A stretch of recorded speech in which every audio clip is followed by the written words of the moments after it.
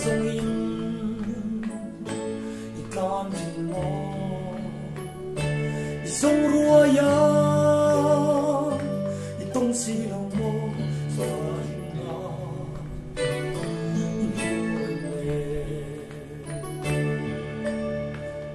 Ni dinlal pa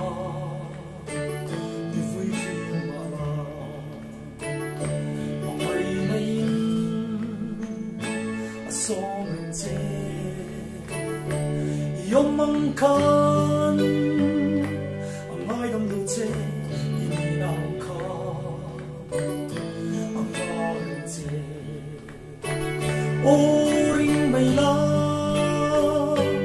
Panmayro Lalisuan Ang narlautse Puto malang Ang ay damdutse Ako atse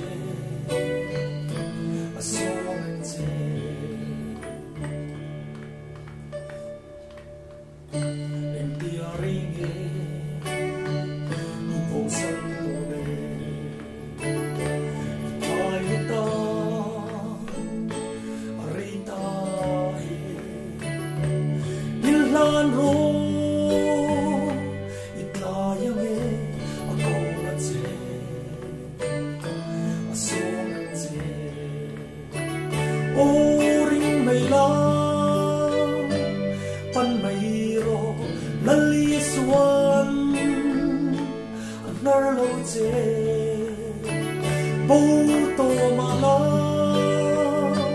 Ang ay damdutse Ako atse Asong atse Oring may lang Panmayro Lalisuan Ang narlautse Puto malang Ang ay damdutse Ako atse